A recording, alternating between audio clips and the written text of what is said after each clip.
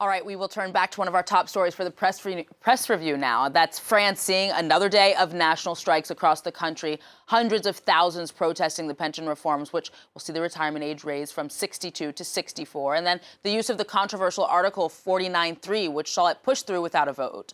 For more on this, our press reviewer, Leo McGuinn, joins us. Leo, what is the French press reaction to yet another day, a 10th day, in fact, of strikes? Yes, Erin, another day of strikes in France. And as you say, we're into double figures now, a 10th day of national strikes across the country. As you can imagine, it's all over the French newspapers this morning. This is the more left-leaning Libération. They have a group of young people on the front, call them Generation 49.3. That's, of course, a reference to Article 49.3, which pushed through the reforms to raise the retirement age from 62 to 64 without a vote. And according to Libération, since that article was pushed through, the youth movement has been massive in the country, and more young people are turning out at these protests. If we move to the centre and look at Le Monde, they ask, what does this crisis say about Macronism? And some of Macron's even most fervent supporters are starting to lose faith in the president. If we look inside, it's actually a similar story to Libération. They say, yeah, the protest numbers were down, but the youth numbers were up. There was only 750,000 people out protesting yesterday, compared to over 1 million last time out. But it's hard to quantify the amount of young people out on the streets, but they do talk of the tense atmosphere and how some are even scared of the police. And if we look right to Le Figaro, it's a similar headline, just without the younger people. They say that the protests are running out of steam. The mobilization is weakening. They do admit that President Macron, who's refusing all mediations, he's under huge amounts of pressure. Now, Leo, these protests are not just making headlines here in France. What has the international reaction been?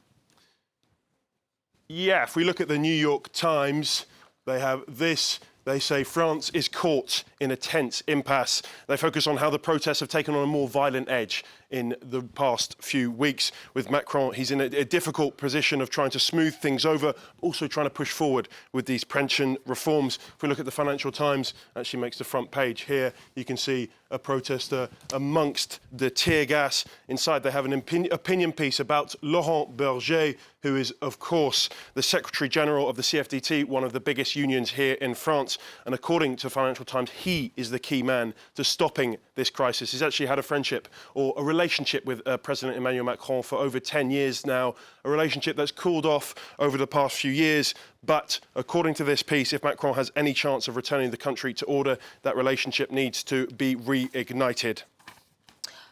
Moving to the U.S. now, Leo, where Monday's school shooting in Nashville was the 89th of the year.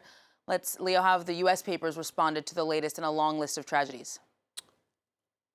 Erin, as you say, Nashville's deadly attack made it 89 school shootings this year. That's more than one a day. It's a familiar scene across many of the country's newspapers. We'll look at the Washington Post. They have this opinion piece. They gather opinions from all over the country. They have a similar theme. They're all bemoaning a lack of action, still no change. They say the coverage that follows the tragedy, they say, is becoming all too routine. Contributors ask for many things throughout this article, but the recurring one seems to be a complete ban on assault rifles, which brings us to this from the Washington Post. They talk about the blast effect, how bullets tear the body apart. Bullets from the AR-15. Just to warn you, some of these images are a little bit disturbing. 3D images showing the effects of the bullet. You can see here entering the body and how it can tear the skin apart. And then another one here, how it goes all the way through the flesh. The article ends actually with this chilling message. You can see here, the gun is the weapon. The AR-15 is the weapon of choice for many mass killers. It works with brutal efficiency. We'll go across to the United Kingdom now and to an apology issued by The Guardian. What's this all about? Yeah, if we look at the front page of The Guardian, you can see that The Guardian owners are apologising for founders' links to slavery. So the Scott Trust is the current owner of The Guardian, and they've announced a 10-year restorative justice programme.